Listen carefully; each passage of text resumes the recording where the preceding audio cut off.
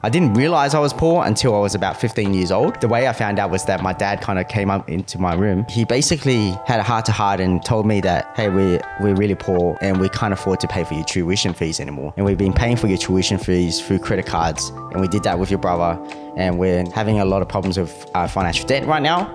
And we need to, draw money out of our home. I didn't quite get what was going on. And then after a while, I kind of realized that what was going on, because my brothers started telling me about what was going on. And I realized, holy crap, I've been so spoiled in my whole life. So I wanted to do something about it. So I, chose a career in accounting, focused on making money right after high school, got a job, and I started paying mum and dad, a boarding fee since I was 17. Before we get started on today's episode, we would like to acknowledge the traditional custodians of the land on which this podcast is recorded, the land of the Darug people. We would like to acknowledge and pay respects to our elders past and present and the next generation coming through. Now, onto today's episode. Welcome to the Level Asian podcast. In this episode, we're talking about the nitty-gritty around our relationships with money.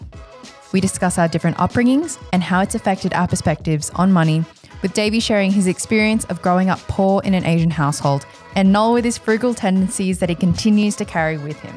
We also talk about the hot topic of purchasing property and the pressures of deciding to buy, rent, or travel, and unpack the expectations of older generation versus new generation money mentality and parents using their kids as a retirement plan. Enjoy the episode. Welcome to the Level Asian podcast. Today we are in Davie's living room while we're waiting for our set to be completed with renovations.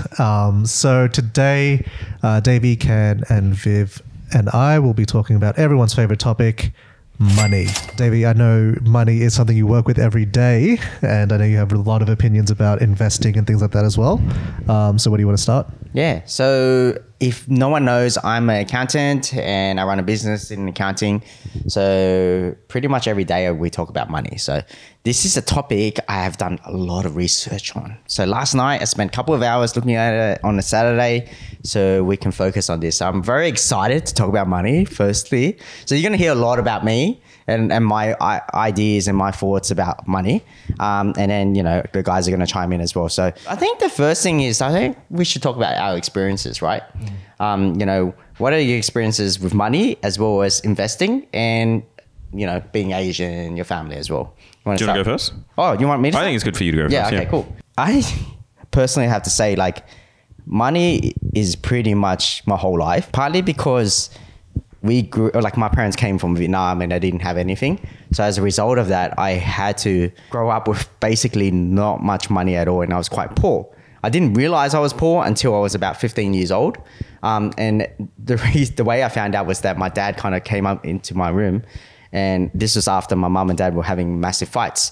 They were fighting about money all the time. But I thought that was quite normal because, you're in an Asian household. What would you know better, right? I didn't have anyone to compare to. So he came into my room, and this never really happened. Came into my room, talked to me and sat me down, and he said, Davie, I need to talk to you. And he basically had a heart-to-heart and told me that, hey, we're really poor and we can't afford to pay for your tuition fees anymore. And we've been paying for your tuition fees through credit cards. And we did that with your brother. And we're having a lot of problems with financial debt right now. And we need to, draw money out of our home. I didn't quite get what was going on. In terms of what he was talking about and, mortgages and all that stuff like that. But I knew that was really, really serious and I needed to do something about it. And then after a while, I kind of realized that what was going on, because my brothers started telling me about what was going on. And I realized, holy crap, I've been so spoiled in my whole life. So I wanted to do something about it. So I, chose a career in accounting, focused on making money right after high school, got a job. And I started paying mum and dad a boarding fee or, rent fee or whatever it is, since I was 17. And still to this day, I'm 33 this year, and I'm still paying that to my parents, even though I moved out. And my parents got very sick at one point, and so they had to retire really, really early. I'm talking about, early 50s, early 50s, late 40s, they retired. And they basically been living off us. Is that because they can't work, or because it's quite early, 50s? Yeah, so crazy story is that one day, mom, I remember very vividly that mom came to me and she said to me, And because she was at home, like, and I was at home, my brothers were probably doing something. I can't remember what it was. And my mum, I think she was crying to me, and she said to me like I got fired from my job, and she said that they don't want me to work anymore. And I think my dad was trying to stop her from telling me like, you know, that she was sick, but she told me that like, you know, she had an episode at work, and this is the second time it's happened, in second job, and every time something like that happened to her, they fired her or told her not to come back because it was just too, like, you know, it was very interruptive for work, so she couldn't work, and my dad didn't feel comfortable just leaving her at home, so he had to quit his job to focus on looking after her. Oh, okay. So like he was a caretaker. Yeah. How old were you at the time? Look, it happened when I was really young. I'd say from like 8 years old, I knew my mom, something was going on. But it was only until I was 15, my dad sat me down and talked to me and told me the full story. He thought I was old enough to know. And when I found out when I was 15 years old and I had that talk with my dad, I just realized how spoiled I was. Like, my brothers were, you know, going through all this pain and suffering. And I was just, you know, the kid that went, I want to go to year 6 camp. You know, I want you to pay for all these excursions. And my brothers never got that stuff. And I always demanded like new clothes and new basketball shoes. And when I found out about that when I was 15, I was just so, like, it impacted me so much that I just said to myself that I can't keep living this life anymore. This life has to be for my parents, at least part of it, because I feel so guilty that for some weird reason, it just manifested in me that it was like this guilty feeling that I had that forced me to go, you know, I got to live my life for my parents now. Yeah, in my family. Yeah. So that's why money was a big thing about my family. Yeah. Anyway. Yeah. Yeah. I mean, I guess I kind of had a similar situation. You know, I think being raised by a single parent with a single income, you know, there's obviously challenges around that. And so when mum and I migrated here, I was 5, and a lot of her qualifications in Burma wasn't recognized here. And that's very common with a lot of migrant families as well. So she had to study and pretty much start from scratch. So she was working full-time in entry-level jobs, and studying and raising me. And I was like, you know, I started in like public school, but then I was getting my ass kicked too badly that I had to go to like Catholic schools to survive. So it wasn't just like, there was also pressure, I guess, coming from putting me in like a decent school environment as well. We lived in kind of places with like moldy apartments and like, you know, been renting our whole life in Australia. And I think I always kind of knew that I was quote unquote poorer in relative to like my other students, other people in my grades.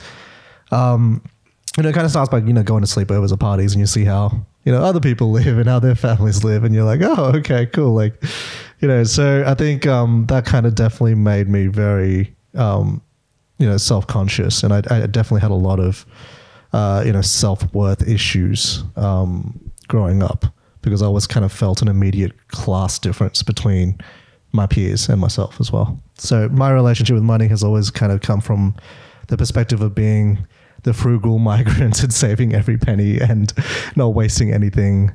And I think I still carry a lot of those money habits now, even though I don't really need to. So yeah, there's definitely some things to work on for sure.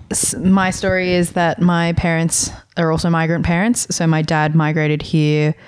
He was the oldest child, so he came here on his own so that he could send money back home to look after the rest of his family.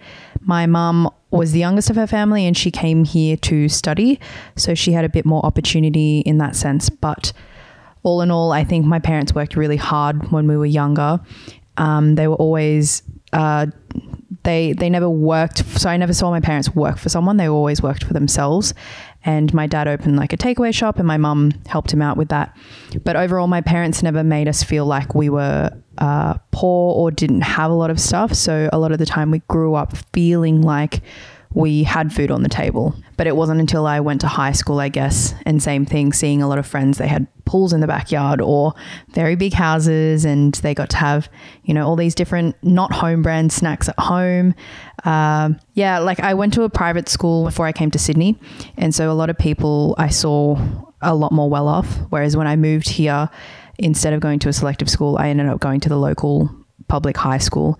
And that's when I kind of got the shock that, you know, not everyone lives very lavishly. And I had two very different diverse friend groups. With one was well off, the other, you know, they couldn't afford formal dresses, and a lot of our teachers put money together so that girls could, you know, get makeup done and be able to have a dress. And it gave me a new money perspective. And then that translated over to university as well, where, you know, there were the Bondi kids or the very well-off North Shore kids that were able to pay for their uni tuition by their parents. Whereas the other side of the group of friends as well, they couldn't afford to actually pay for a lot of the uni stuff, or let alone get to uni on public transport, but they were doing everything they could to be able to have a better life for themselves and their parents. Yeah, I think I had a similar experience where my parents didn't make me feel poor.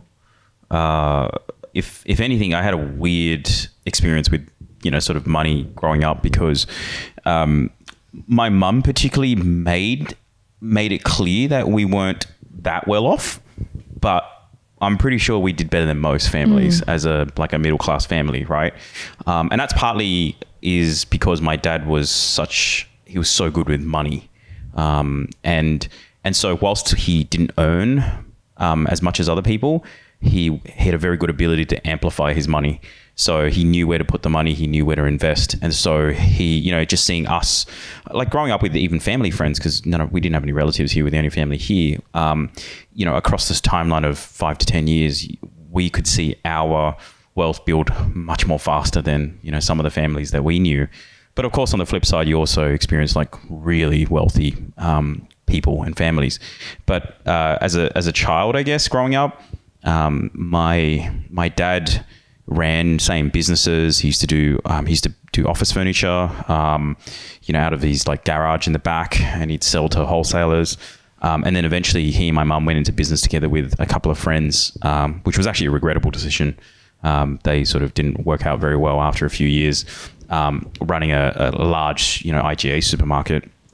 And they did that for about 7 years. And so I would, you know, whilst a lot of my friends would finish school, you know, go and hang out, I would have to catch the train from Sefton all the way to Riverwood, which was like change trains twice.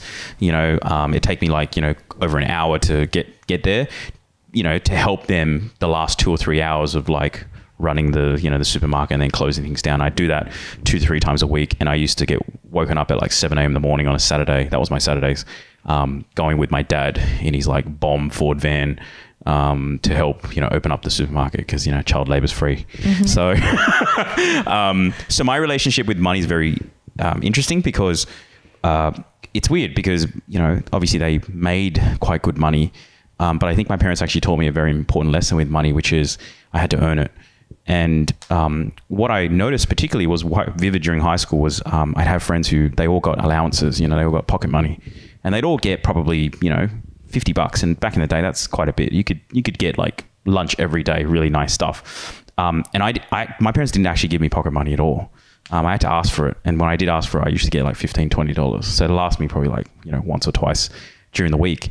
And when I started helping my parents out, even then it was like, my dad would do this funny thing where he'd just like decide each time how much he wanted to give me. So it would be like different.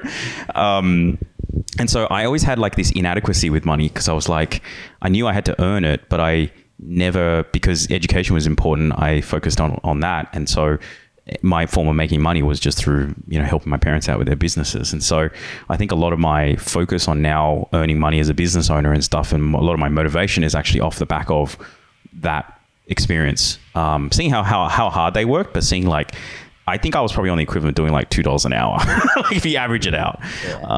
Yeah, just for 7 years straight. Did you do that, Viv? Did you work for your parents in the food takeaway store? Yeah, I had to step up a lot of the times in like school holidays or weekends. That's what I was spending my time doing, just because at the time I know that they were struggling a little bit because of whoever they were part of forced them to like open up another store. Otherwise they had to be in a financial situation that they didn't want to be in. And whenever my dad had to go overseas to tend to certain things with family, like I would have to step in his place because we were balancing between two stores. Yeah, exactly.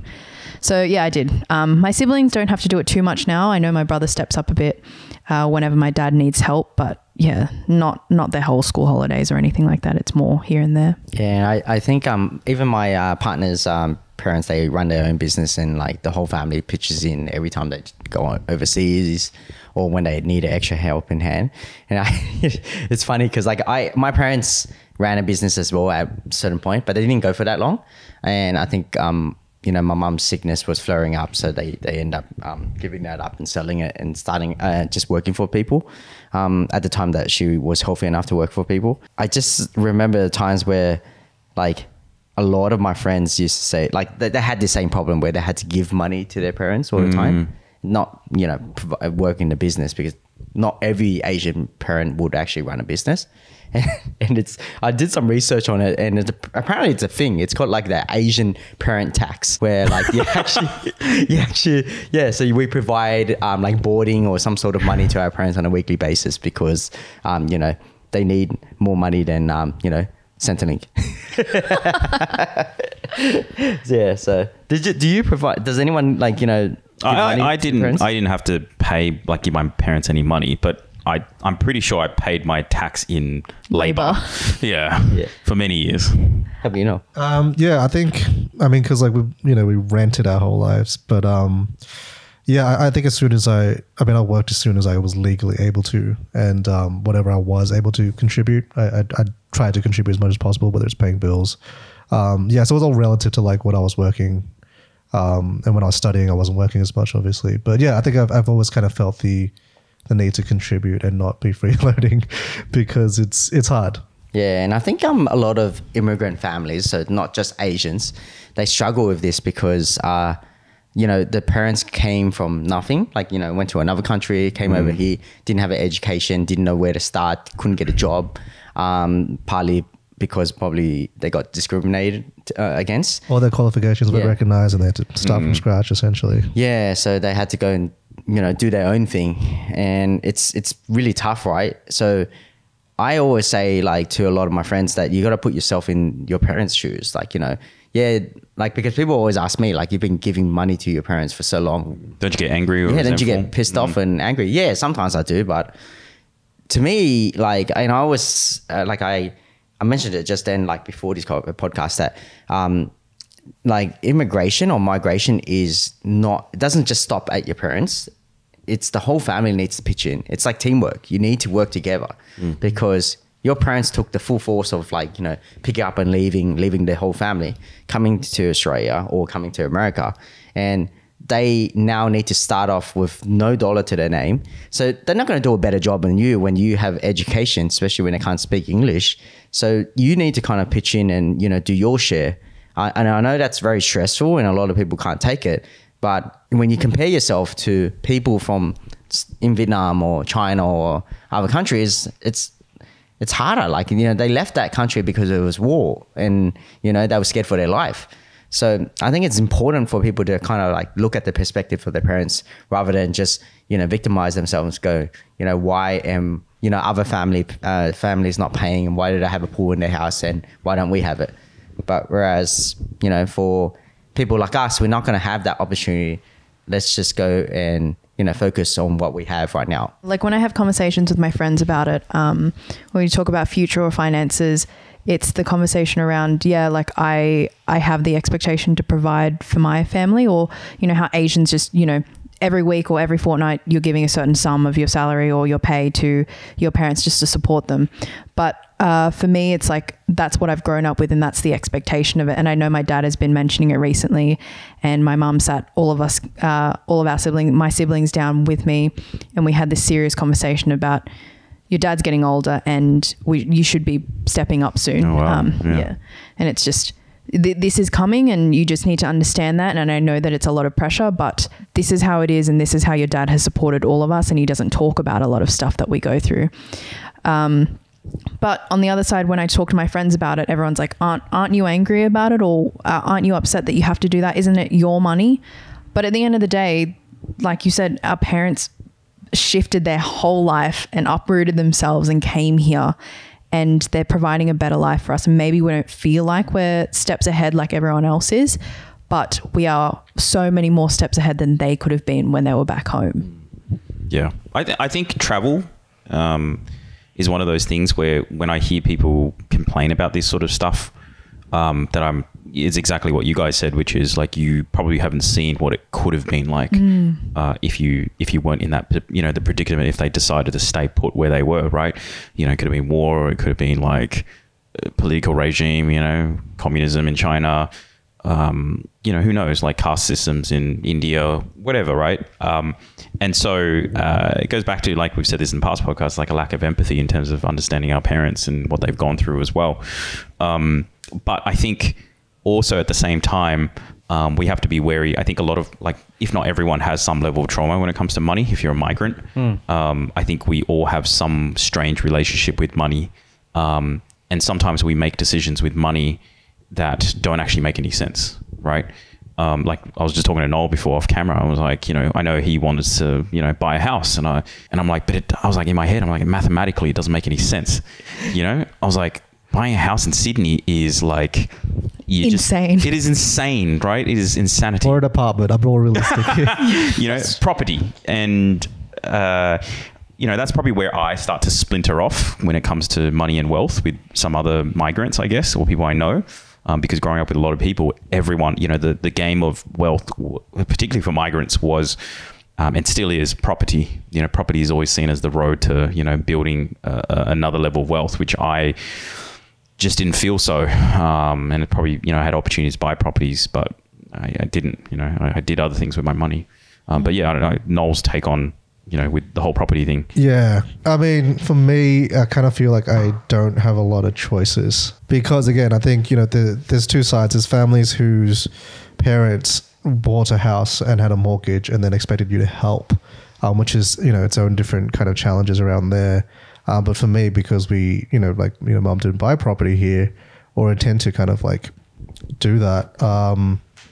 I kind of feel like I have to, because I don't, like if I calculate how much rent I've paid, we've paid collectively in our entire lives, it's like, oh, okay, we probably could have had an apartment. So yeah, I think it's just more like practically, if possible, if the market permits, if the rates are decent, if if business is good. I think if there are opportunities, I definitely feel like I should, purely for, I guess a bit more security in terms of, having a space that is mine, having a space where I have a bit more control, but also having a space for mum as well. And then I do have plans to travel. I do want to live abroad for a bit. But I think having some kind of home base that is yours does sound appealing to me. And despite having a mortgage and having tons and tons of debt, like I hate the feeling of having debt. I hate the feeling of just owing anyone anything. But yeah, I kind of feel like I need to at this stage. I feel like there's one, I get the part where people talk about this and they say that, first generation immigrant parents use their kids as their retirement plan because they don't have a plan. Like they literally don't. And I know that my parents didn't. Like my parents asked me to withdraw their money from superannuation fund. Oh, really? Wow. Yeah. Try guessing how much they withdrew. $2,000. Oh, no. That was what was left. Fuck. Where? Wow, really? $2,000. Yeah. They were probably earning so little income that there was not much. Every dollar counts. Yeah. And at that time, they were probably like, I don't know, I'm allowed to say this, but they're probably earning cash at that time from those cash businesses. So as a result, when I looked at that, I was like, holy crap, what are we going to do? Because there's this mortgage that they had to pay. And that's when as I started studying accounting and, when they told me about that I was struggling over the years, like I'm talking about from 17 all the way to 25, I just kept uncovering more and more really bad things that were going on with like the bad family. Money management. Yeah, like it was just so bad. Like my parents were withdrawing cash from their credit card and paying extra interest and fees because of cash advancements. My parents were getting scammed in Cabramatta because they were buying all these goods or these products that seemed like was cheap but wasn't cheap at all. They also just spent money on some weird things that probably not allowed to disclose because my brothers would kill me. So yeah, I just thought to myself like, man, we got to put a stop to this. and we got to step up. And I had a chat with a friend about this a year ago, and I said, like, you got to take over. No one else is in your family is going to take over. Because he came to me and he said, like, how did you get out of the rut that you were in? And I said, to be honest, for a very long time, it's going to feel like you're in this pitch, and even though you're trying to dig it out, it just goes deeper and deeper. But eventually you're going to hit the floor, and the only way you can get out is you dig sideways. And you dig sideways, it's going to take you 5 years. I'm sorry. And you're not going to see the light at the end of the tunnel for a very long time. But once you just put your head down and you just keep shuffling and getting yourself out, eventually you're going to start seeing the light at the end of the tunnel. And eventually you're going to start realizing that you can have your life back. It's very unfortunate. Like it'll take a long time. It's going to take a long time. And it took a long time for me and my brothers. Yeah. You know, we realized that our parents were in like massive debt and they couldn't work. And they only living off Centrelink. So me and my brothers, right after we could, exactly like Noel, started working straight away. You know, I had a scholarship for uni. And I gave up the scholarship to work instead. Oh, wow. I didn't know that. Okay. Yeah, I had two choices. Be a cadetship, which is apprenticeship. And be paid. And a scholarship. Get paid. Like, you know, no, it wasn't that much. It was 25 grand a year, but it was like something, right? Whereas get your uni paid for like a year or 2 years. And uni, like just be getting uni paid for doesn't really give money to my parents. So I gave that up so I could focus on my parents. And I think they are the small sacrifices that we have to give to our parents, because I feel like they've given their whole life away for us. I feel like your perspective is quite intrinsic. Like you sort of think about things in terms of being grateful and that sort of, but I don't get that vibe from a lot of people these days. I think there seems to be like a sense of entitlement a lot more now, and almost like blaming parents for putting themselves in this position and this rut. So then how is it that you interpreted that differently versus how people are reacting now? Yeah. So I actually had a conversation with this, with a friend a couple of days ago. She messaged us on Instagram because she watched one of our videos, and she said to me, like, you know, I never knew how hard it was for my parents when they came here. That, like, I never knew about all the struggles, the hardships, because our Asian parents don't talk about it. Like, if you ask your parents, like, how was your trip? Like, how did you get from Vietnam or China or Hong Kong or Korea to, or Philippines to Australia? Sorry, I had to include everyone.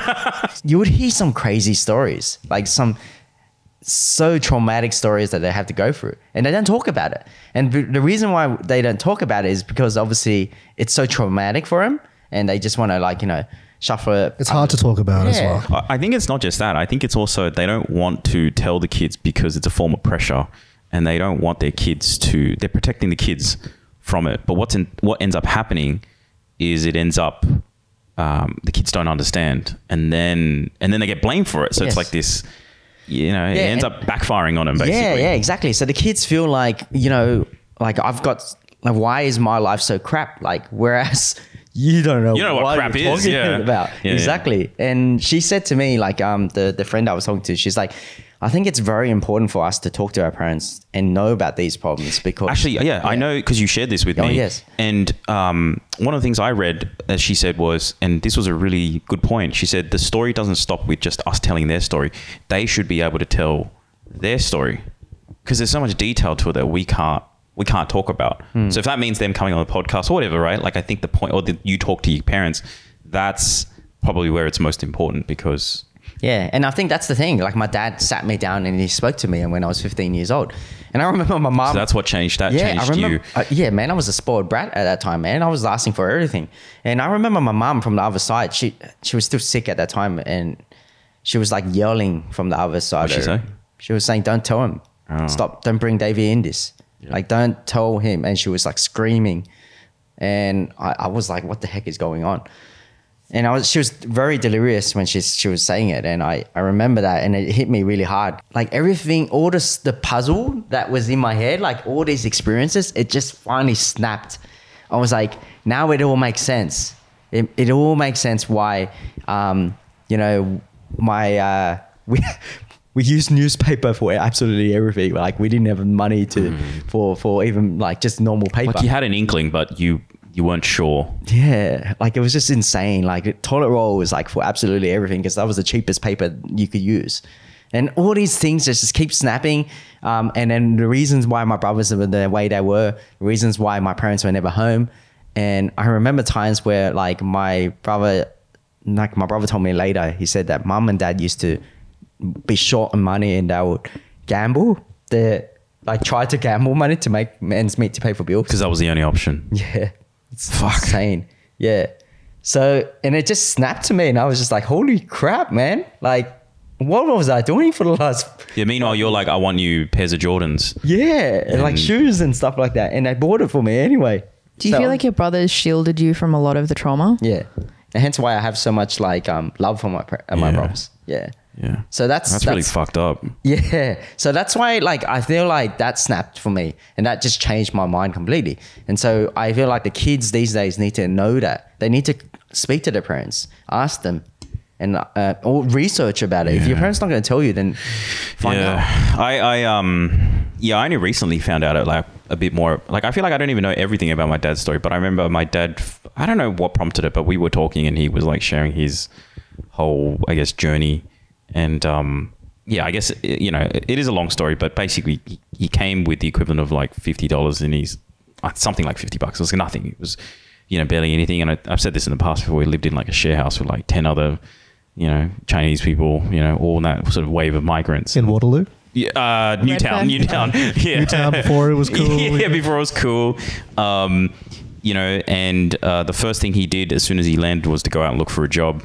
And he became a waiter at the only Chinese restaurant in Cronulla at the time, and then eventually graduated or promoted to the deep fryers, and basically worked there for several years before my mum and myself went from China here because he came early, so a bit like Viv's dad, and so like setting up the nest there, and he would tell me how it got to a point where he couldn't keep working because the fumes from the fryers would fuck up his lungs. Like he would just cough up a storm. He coughed up blood or something really bad. And restaurant industry back in the day is very different to now. OHS. It was brutal. No OHS. You used to get knives thrown at you. Mm-hmm. Chefs are like really aggressive. And basically did that for several years until we got there, and he saved up enough for us to move to get an apartment. I think this was in like Belmont North. And so I was somewhat shielded by the time I got there, and grew up with, we had furniture either picked up from the streets that he reupholstered himself, because my dad was a really handy person.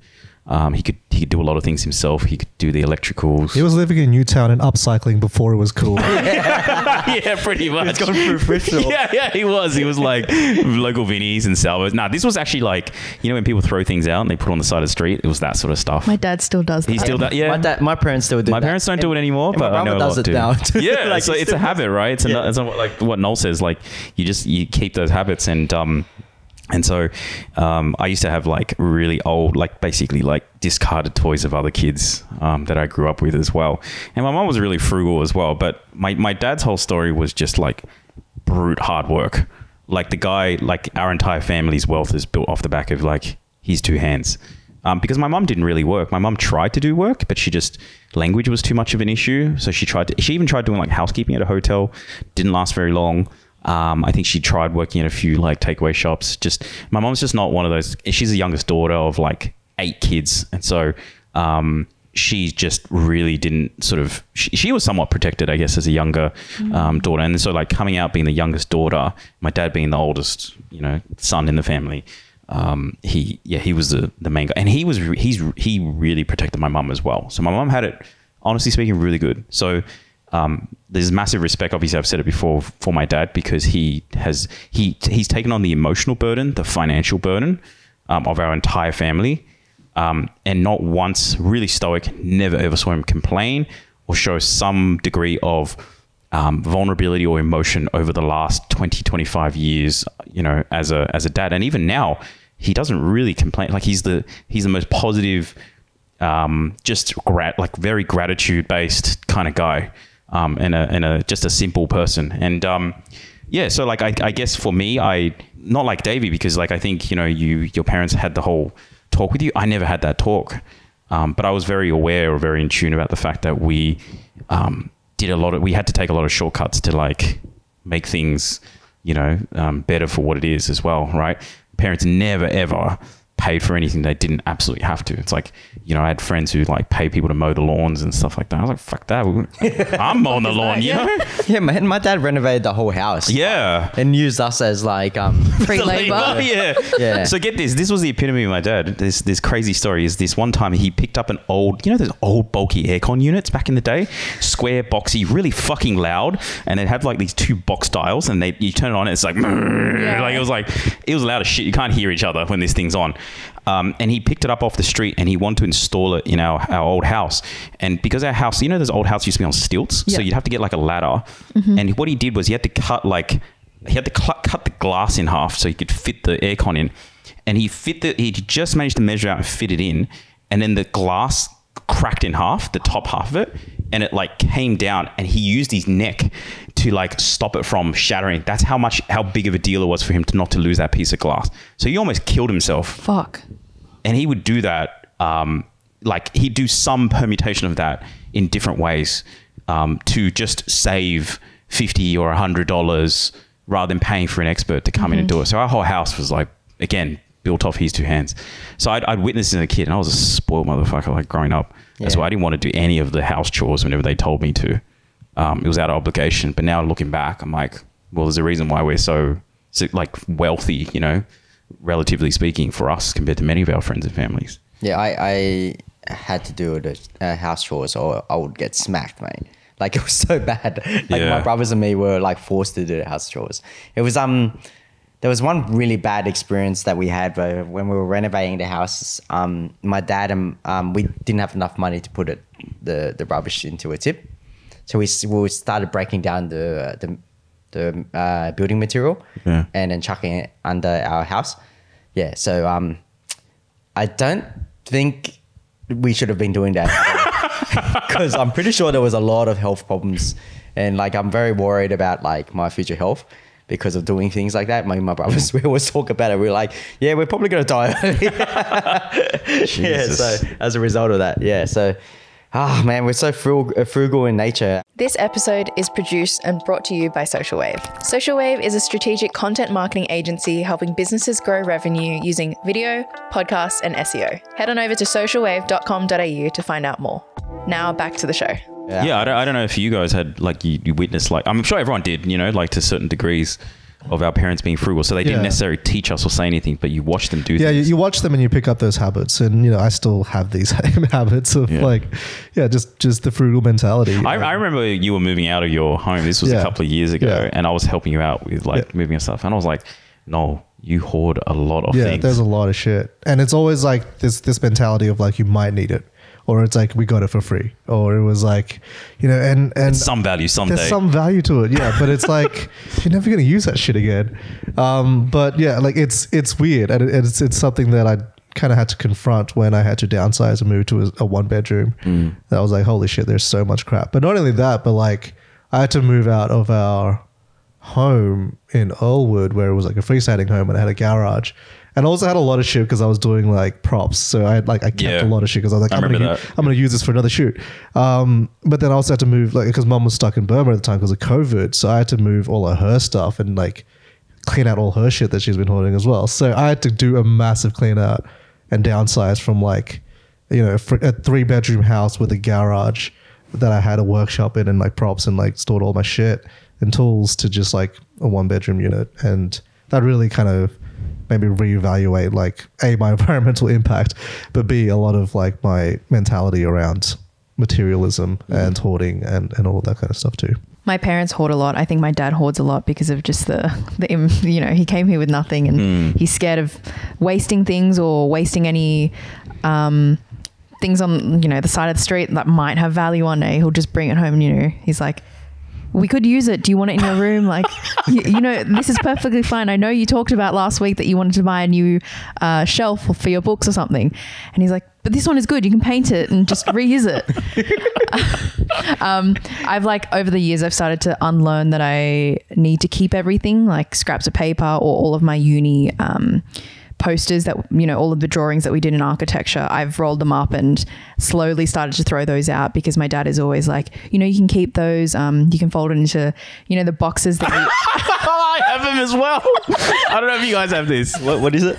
So my parents, not like with architecture papers, but they would keep the catalogs you get in the mailbox, and they'd rip the page out at a time and they'd fold them, and then you could like unfold them into these like paper square boxes, and we'd use them during dinner when like you have bones and stuff like that. You could like throw it in. So they're very resourceful. So we have a whole stack of those still wrapped in rubber bands that we still use. I remember using the yellow pages as like a door stop. Yeah. That's what it's originally for, right? But like my parents still have habits of, when we were growing up in Wagga, they didn't have a lot of money, and my dad would DIY a lot of stuff. And just over the years, it was just whenever something was wrong in the house, we would mention it and be like, oh, we have to call the electrician or something. And he's like, I can do it. Grabs a ladder and just fixes anything, or fixes a light bulb, or fixes the plumbing. I don't know how he does it, but when we went back to China, back in my grandparents' old place, like the house that he grew up in, he pointed to the stairs to me and he's like, I built the whole upstairs and I built the whole house. And all of these were like concrete steps that you can see the handprints in all of them, and they're just a little bit crooked. But even still, like they've carried stuff over where my dad won't throw away food and we have to force him not to eat leftovers all the time. Yeah. And old meat or veggies and just stuff like that. So we've all grown up seeing it in little ways, and I'm only just starting to pick up that things aren't that normal. Hanging out with more, not Western friends, but people who have parents that have been here for generations. Yeah, I'm similar. Like I remember my parents used to, well, my dad especially, he would come back with all these planks of woods he picked up on the side of the street, and then before you know it, in a few weeks, there's like these new shelves. Yeah.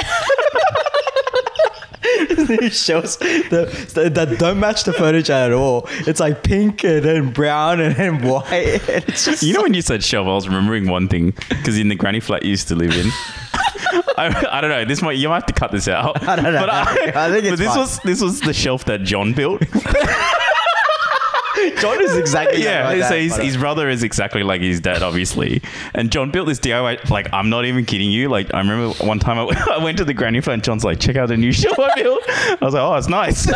But it was like, what did it look like? It was just this wooden, like, very vanilla like shelf, right? You could tell it was a DIY job. Yeah, because there was some parts that were white, and then it was inconsistent. There's some parts that were brown, and then on top of that, like it was a shelf with a shoes on it. So the places where you put your shoes in were made out of, you could tell from the bed. The planks. The planks, yeah. Oh, the slats. Yeah. So, I didn't even notice that. Yeah, of course he did. Yeah. I made sure not people noticed. My sister, like last year, she asked our parents if they could buy a bike for her, and so, oh my god, really? I don't know if we should cut this out later, but she was asking for one for months and months and months, and she was still in high school, so she didn't have money for a bike. And a few weeks later, my dad like turns up with two or three bikes that he had found on the side of the street with the tires like broken and shit. And he was going to pull it apart and like build a bike for her. Fuck. Rather than obviously like it's expensive to buy a bike. But yeah, it took all of that and my sister yelling at him to be like, she let him build it and like try and fix it, and she tried to use the bikes just out of respect to him. And it wasn't until like he actually realized it's not going to work, and then she ended up getting a Kmart bike first, and then blah blah blah. But fuck, the way around it that they do is it's more effort than it is to just purchase one. But obviously they come from that mentality. Because we talk about like, you could just go out and like get paid to do an extra, like, I don't know, let's call it like 15 hours instead of making the bike for like 2 days. You get a job that gets you like an extra, 2 days of pay, just buy a brand new bike and it's going to be better. But what gets me is it's the joy they get out of it. They think they've done a good job. It's the satisfaction of having saved that money through sheer will and ingenuity. Like my brother, it's like, check out the furniture. I didn't even expect the question. I walked in and he's like, check out my shelf. And then I remember very vividly something like you were like saying like, John's moved out. Let's get rid of the shelf. I asked him first. Okay. I really got to get rid of this shelf. I'm like, hey, John, since you moved out, do you still want the shelf? R.I.P. to that shelf bed. You know what the funniest thing, right? the funniest thing is like, yeah, no, I don't need it. I was like, oh, so I'm going to chuck it out. And he's like, no. Let me disassemble it and I'll bring it back. Shelf lives on. In some form. Oh my God. Dude. Anyway, But yeah, like we're Asian families, like the biggest advocates for recycling and environmentalism. Sure. I don't think they did it for the environment. No, inadvertently. Yeah. Saving the environment one upcycled piece of furniture at a time. Oh, 100%. That's true. Come to think of it, like all of our pieces of furniture from Wagga, so that would have been like 20, 30 years ago, is still like at least one shelf is in each of our rooms still. So nothing has been thrown out and our whole garage is... Is it still, as in you still got a house there? Wagga? Yeah. Yeah. So like if we're talking about money right now, like my parents, when they moved to Australia, the first thing that they started investing in when they had the money was property. Oh, okay. So we've still got our house in Wagga. yeah, that's a good thing to jump into. So the old school mentality, which is like buy property first. Let's talk about that. So, my parents and pretty much every Asian parent Asian parent or immigrant family, they always talk about first thing, like buying property. That's the first thing you should do. But I think the new generation, we don't want to jump into property straight away. Yep. Partly because like you're locked for life, basically. Yes. And also I did the numbers, like The interest rates are a bit cooked right now. yeah, the interest rates are insane. But even before the interest rates were high, Still didn't make sense. It still didn't make any sense. I did the numbers, and this is like from like 2021, so the interest rates are even higher now, so it's probably even harder. But the median price in Sydney was $1.2 million. So that's not the average, but that's just like the middle price. And also just to be able to not have financial distress, which is basically you can't meet your mortgage repayments. They mentioned that in the article that I read that you need about $170,000 as family income to be able to Like afford a household.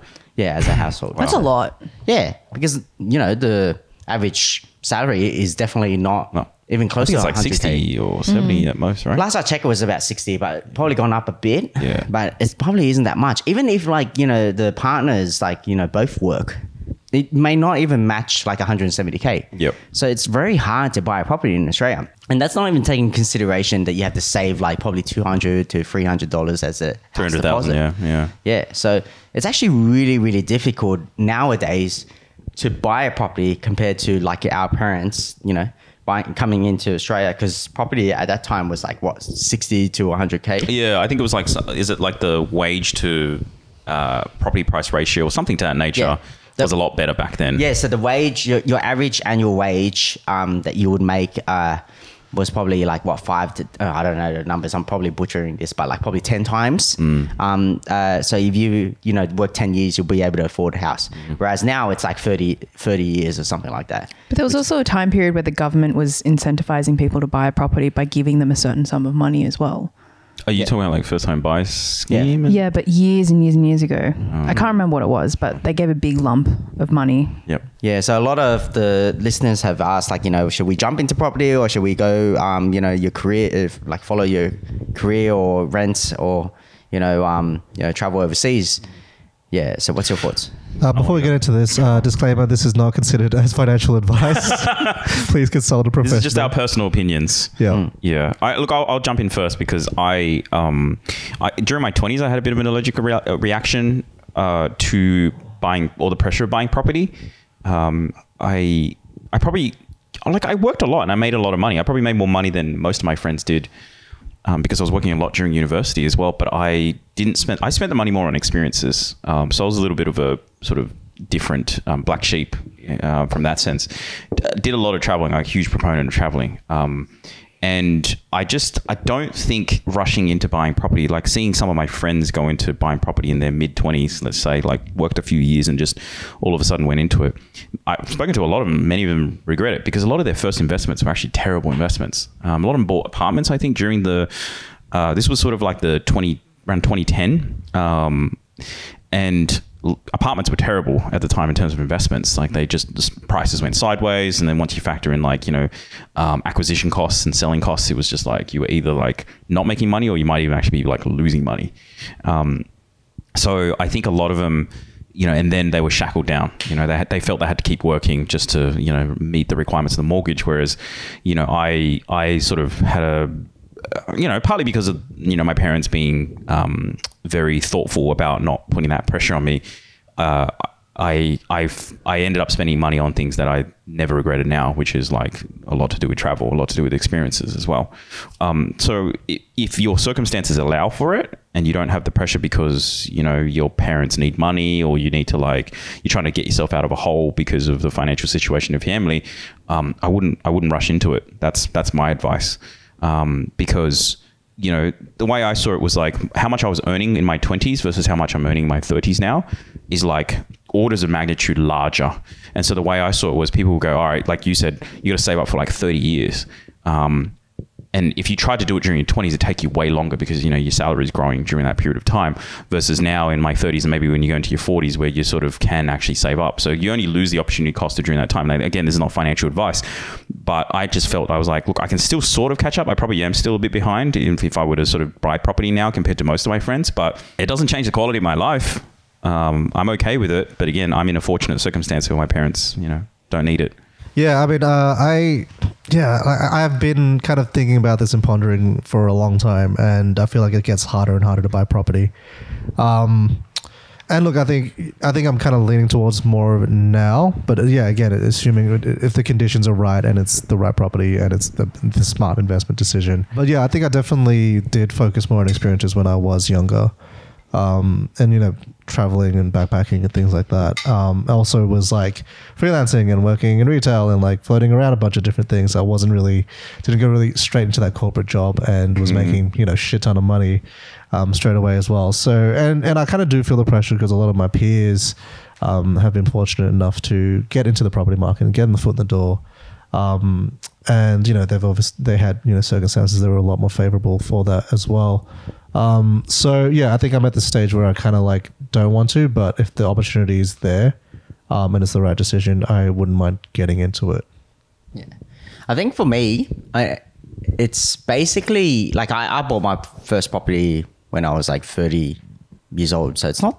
I wasn't early in the market. Yep. And partly because I had other responsibilities that I had to do.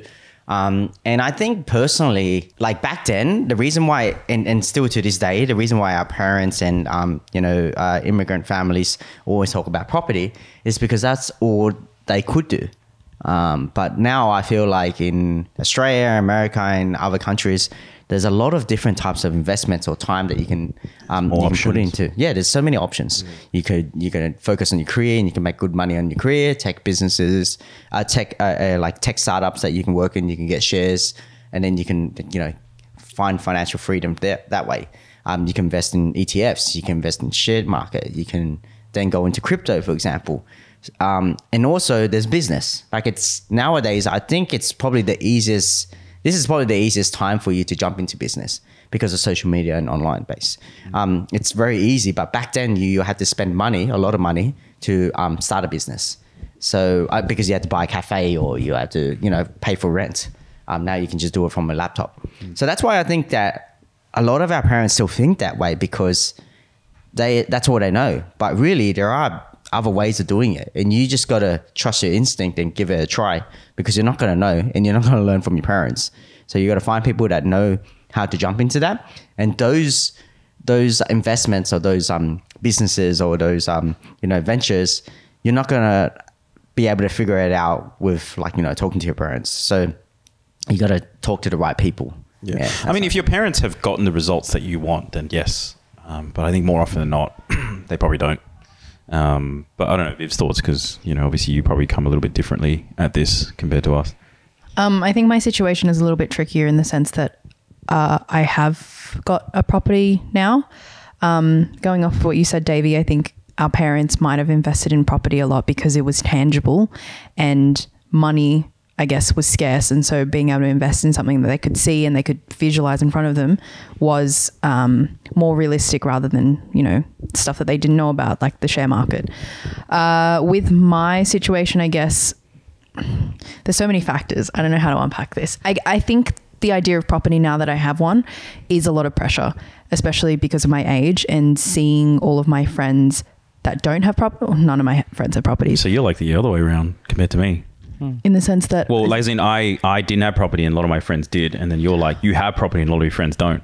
yeah, exactly. So I think in the beginning, because it happened so quickly and I didn't have much of not that I didn't have a choice, but I didn't really have a choice. Like I was very much pushed into having this property because of, COVID prices, and the situation at that time gave me more of an advantage to be able to acquire a property. It's a different situation now because of the interest rates and whatnot. What do you mean by you were pushed because of the interest rates were lower, so you were pushed to get one? Yeah, I don't know how much I want to include, but like first home buyer and the government grants at the time. Yeah. My parents saw an opportunity. They put down a deposit for me, which is something that I would pay back later. Yeah. And I know that. But the property itself in their mind is something that can put me in a better position in the future. So their mentality is they can get me in the door early so that I have something I can fall back on if I need to. And it's also something that I can help my siblings with later on. So in case my parents can't help me anymore financially, I have this property to my name that can help myself and help my family. This is one of those things where I feel like a lot of people can relate is parents using their kids' credit files and their names and their titles as a form of building wealth. Like as in, they think it's like, I think a lot of parents see it as the norm. They're like, you're part of the family. This is a good investment. It's like, we're going to put your name on it. Yeah. And often don't think about, and you as an accountant would know, the ramifications. This is a very juicy topic that I'm glad that you brought it up. Because I am seeing it with like Iris, her parents who came to Australia several years ago from China because they got permanent residency through her, didn't have a credit history, right? And never worked here before, but they lived with us, I think, for a couple of years. And then, but even a couple of years is not enough to build a credit history. And so they had to use her title to buy the house. Yeah, because she was making the money and all that stuff. Yeah, so you tell us, because you're the accountants, like what's the ramifications of that? Yeah, there's a lot of it. And one big one is that you might not be making money right now. Your income is probably low at this point in time. But if you ever want to make a lot of money, or you're planning to go for that promotion, your tax rates are going to go very high. So if that property is an investment property moving forward later on down the track, because obviously after 5-10 years, you guys might upgrade, you might move somewhere else. So that property becomes an investment property.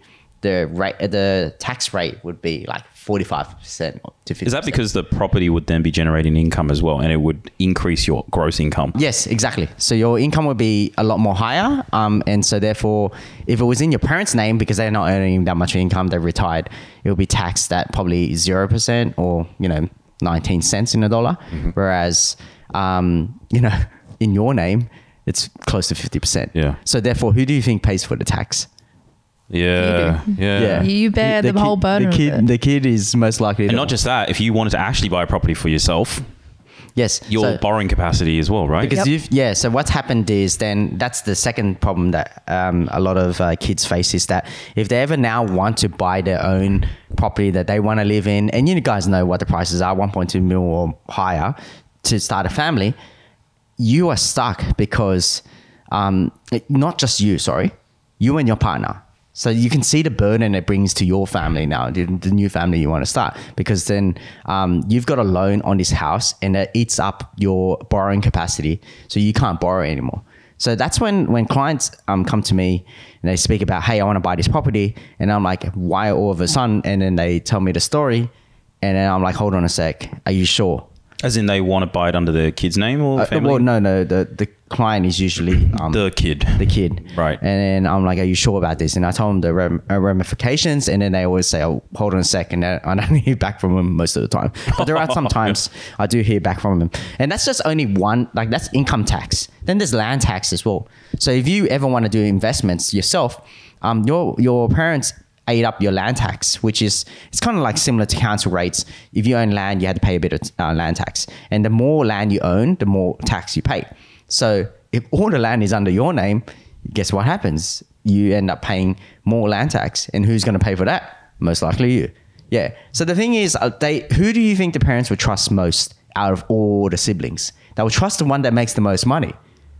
because that person. But that's usually the worst choice. Yes, exactly.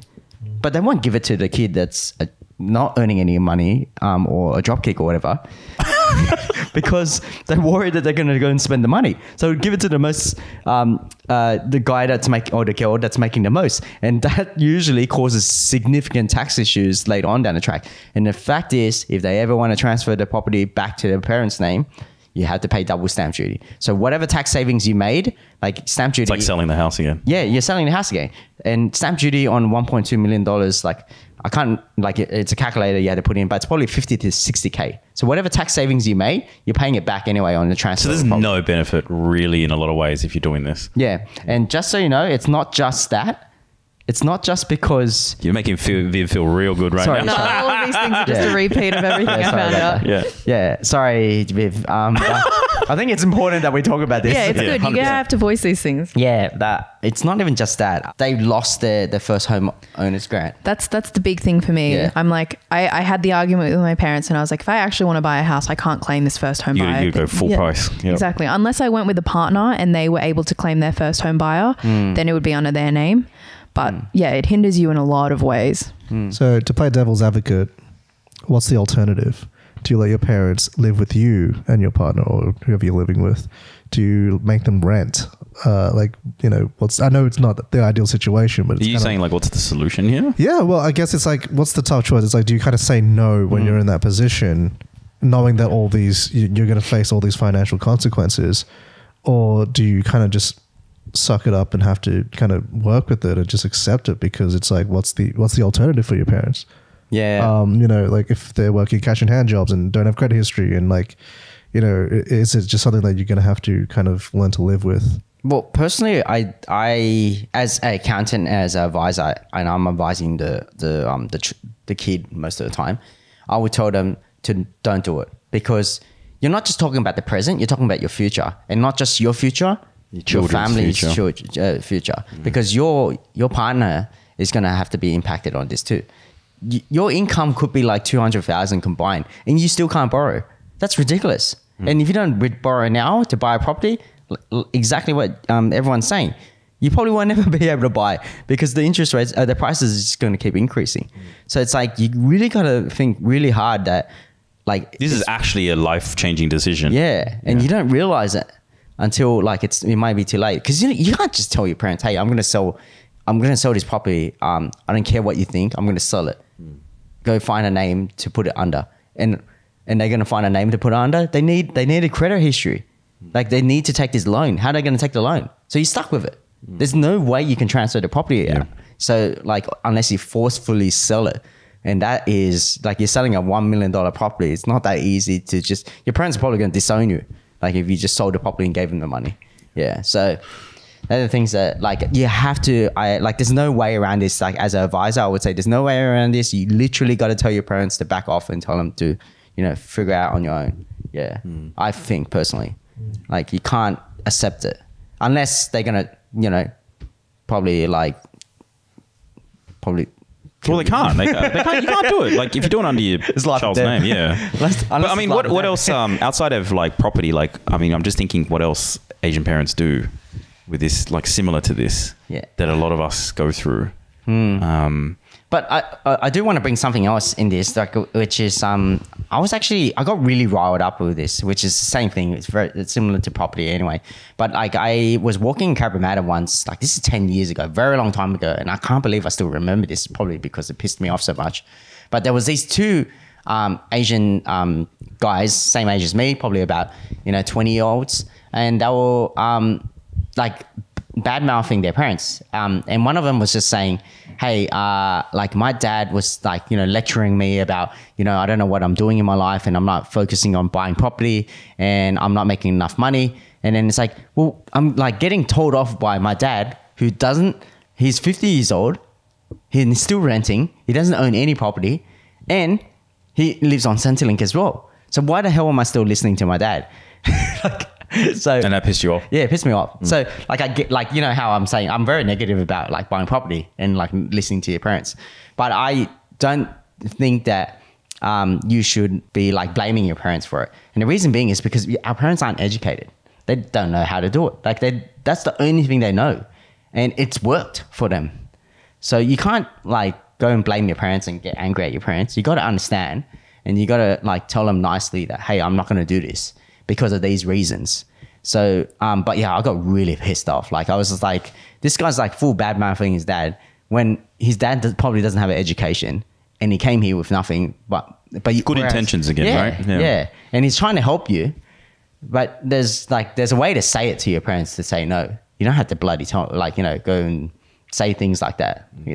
So anyway, we asked the people on Instagram, and they mentioned giving parents money as part of being a good child. So that's one of them. How to prepare ahead for looking after parents when they are older. I think we unpacked that later on down the track. And my parents are rich. We don't get along. People think I should suck up to them to get the wheel. I can't do that. I can't really give my 2 cents on that because my parents aren't rich. So does anyone have any comments? No, I can't relate to that. Here's an interesting one though. So if you have to give up your passion career-wise to continue your family business without even a discussion. Oh, Viv, maybe? In what sense? Did you receive any pressure about taking over your dad's takeaway shop? No. I have a lot of pressure from my parents to like start my own business or start a business with my siblings as a big thing. Oh. I think it's just more of her, because she's the youngest, she grew up with a lot of older siblings who left the nest and they went overseas to work, but she never really felt that sense of sibling collectiveness, I guess. Yeah. And so because she's gone into business with my dad, she's also going to business with Chinese medicine. She wants something that the family can do together, essentially. She wants the collective experience. Yeah, exactly. Yeah, the family vibe, the bond, right? Yeah, but I think she comes from it with a practical sense because she also knows that each of us have different skill sets. Like my brother, I think he's a lot more switched on and can be more independent. Like if he... What, your sister's less switched on? Listen. She's switched on in certain aspects, just not all. She can pick a good argument when it comes to politics, but that's about it. She can work in PR. Yeah. But yeah, like if my brother was to do anything, I can see him following my dad's footsteps for like a restaurant or something. He's really good with food. He's very, very young, but very good with food. Yeah. But the only pressure, I guess, is to support my family, but also provide something that my siblings can lean on to. Mm-hmm. My parents actually had the opposite. They actually tried to turn me off business. Like, well, they were in business. They were in business, yeah, and I think they were quite traumatized about the whole business process because they worked their asses off for 7 years. And I think, without knowing the details, I think when they sold the business, they didn't make that much of a profit. So for them, they were like, look, to summarize 7 years of hard work, this wasn't really worth it for us. And so I think my parents had the self-awareness. They said, look, honestly, now in hindsight, we think about it, we're probably not natural business owners. They're more, employees. And they, basically were just like, well, if we would give you an advice, like you can go into business, but don't allow the business to control you. Don't let it be a rod for your back. It was more about stress. It was more about, that sort of stuff. Because they always constantly reminded me, like, don't work too hard, health is everything, don't stress, things like that. So to relate to the point about, like having to, take over a family business, I can't necessarily relate because I had the opposite experience. But I did think about a lot when, I was only like 16, 17 at the time. And watching my parents run the business, I was just a drop kick at the time. I was just like, I wasn't thinking about how to help my parents. I was thinking about how to get away from it. You're young. You were young and you had things you wanted to do. But, in hindsight, I was like, had I been a bit older maybe and a bit more experienced or, maybe had a bit more business experience like I do now, I probably would have done a lot of things differently. So I think a lot of people, if you want to think about it practically, is like to think like what can I do to improve the parents' business? Because parents do a lot of dumb things in business, right? Like they don't know. Because they don't know. Like I watch my parents used to do things. They used to not this is the biggest problem. And I still see a lot of people have to learn this is like they didn't trust a single staff member. They could never have a day off because they could never trust a staff member to run the business while they were away. And so there always had to be one of them there. And I learned that a lot, which was like, I was like, they almost brainwashed me to think like all of our staff, like their staff were drop kicks, but actually they're all good people and they all did their jobs pretty decently. Not as good as business owners because you don't have skin in the game, but but you have to entrust people to do the job. And so, there's little things like that. I think for my advice to that question, full disclosure, like my parents they did own a business, but they never thinking of passing it along to us. So that's the full disclosure. But I do advise clients when they ask this question. I think for me, it's like first thing is look after your mental health and be happy, right? Yeah. So if you feel like you can do this and still be happy, then, give it a try. And the next question I ask my client is this forever? Is this like, you're going to give up your passion forever? Come on, man, seriously. Like, are you really giving up your passion? Like, you could do this for a couple of years and then still maybe jump back into your passion. Yep. And is your parents at a point where they want you to take over the business completely because they aren't doing well and they need help? Or do they want you to take over because they're trying to retire? Because there's really big differences, right? Yep. One is like they need help. And the second one is, they just want to retire and they're bored of it. So if they're bored of it and they want to retire, and I've told one of my friends this, is force them to sell. Like get them to sell for good value and money, because there's no point and keep talking to them about it, because obviously they're not going to agree straight away.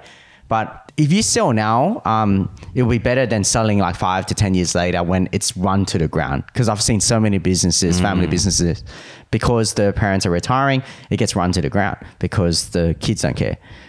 So there's no point of that. You might as well sell it to another company that would take care of the employees. And then the second thing is if they're selling because if they want the kid to come in because they need help, then mate, your parents came here with nothing and gave you a life. Like, if it's a couple years of your life and you got to, put a pause on your passion because you got to look after your parents and help them out. Like, you got to think about that. Is it worth it for you? If you feel like it isn't worth it, personally, I think it is to look after your parents. I think you should put a pause on your passion and then jump in. And how do you know? Because Heaven said this, right? Heaven said that her passion was like media, videos and doing some sort of like creativity-ness. And she found her passion in her family business. And that's the thing. Like, people think that they know what their passion is, but how the hell do you know until you try, right? I think it's just a state of mind. Like passion is like one of those things people go, you look like, there are very few people in the world who know very exactly what they want to do. And I think, at least from my experience, I was like, I'm not passionate about marketing, but I really am passionate now because I'm good at it. I think there's magic in like doing something, being really good and then becoming passionate, as opposed to chasing something that you're passionate about. Because oftentimes people go, I'm chasing my passion. Like if you're like, I want to be an architect.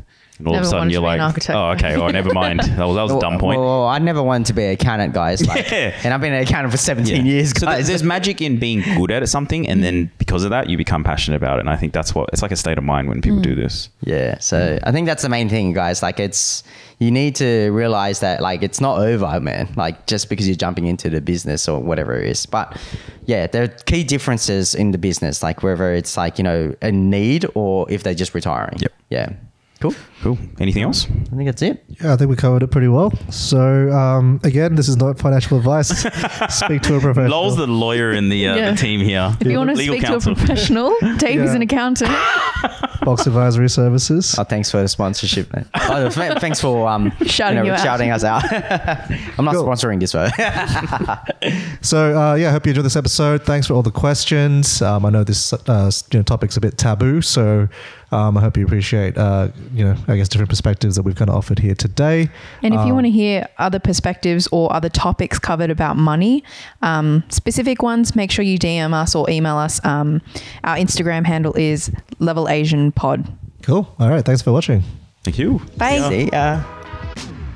Thanks for listening to the Level Asian podcast, solo episodes. If you enjoyed this one, please support us by giving us 5 stars or sharing it with your friends and family who might enjoy it too. If you have any topics that you would like us to cover, please DM us on Instagram at LevelAsianPod. Also, don't forget to head on over to levelasianpodcast.com to join our email list and receive the latest updates and get notified on when the next episode drops. Catch you on the next episode.